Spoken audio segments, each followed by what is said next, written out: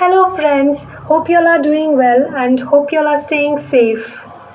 So, in my previous videos, we were seeing the different steps for Android application launch. So, there are three different steps for Android application launch.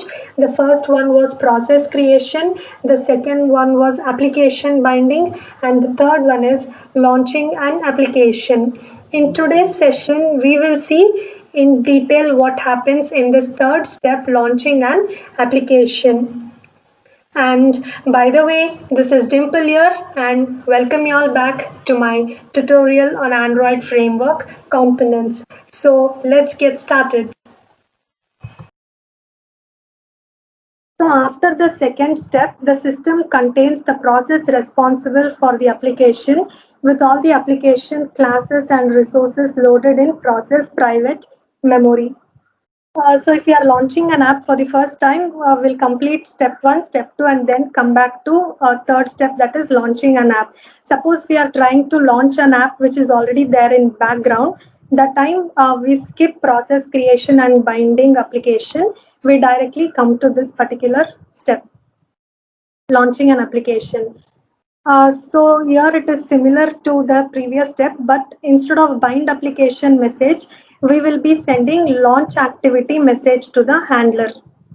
And handler will call handle launch activity and perform launch activity. These two methods to give final touches to the activity before it's being launched. And here again, important point is perform launch activity will call activity on create. So this perform launch activity is the one who will create new activity. That is the main activity of our application, and it is the one who will launch that. Okay, so all this will be triggered from schedule launch function. So third step, my entry point is this one.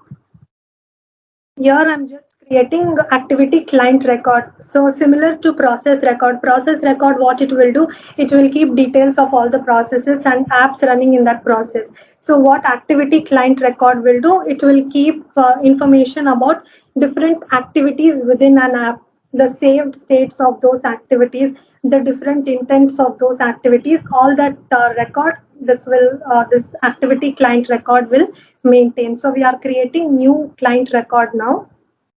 After creating new client record, same way we are calling send message function, and now our message is launch activity.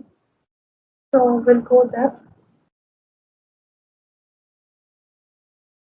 So we are inside handle message function and the launch activity.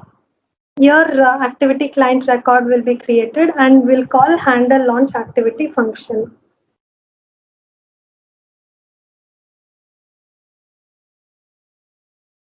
Now inside handle launch activity function, and here we handle all the configuration request, and then we initialize the window manager resources before the activity is launched. So we all know window manager also has a role to play with the launching of an application. So it will initialize the window manager resources and it will call perform launch activity. Perform launch activity, what it will do, it will create a new activity.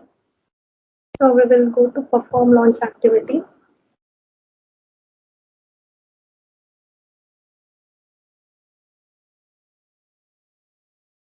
So the final touches before the activity is just made visible to the user, perform launch activity will do. What it will do, it will attach various details to the activity. So it will create a new activity and it will attach all the information like the title, the parent, intents, all the app related information, configuration related information, everything it will attach to the activity. And then after everything is ready, now it will call activity on create function. So when this function is called, the main activity of the application is now visible to the user. From here on, the normal life cycle of the activity, that is on create, on start, on resume, on pause, on restart, all these things will be called based on user interaction with the application. So we'll see the log summary for this. So everything will be triggered from the schedule launch activity function, and from here we come to handle launch activity function. In handle launch activity, we handle few configuration requests and we initialize all the window manager resources. Then we call perform launch activity, which will return a new activity instance. Perform launch activity will create activity on create, and well, this launch activity message will be sent to the handler. Now the activity will be launched after all this. So there's a saying, right? A journey to 1,000 miles begin with a single step. Similarly, a call to 1,000 functions begin with a single interrupt. And here the interrupt is in the form of touch, which we are trying to launch an application.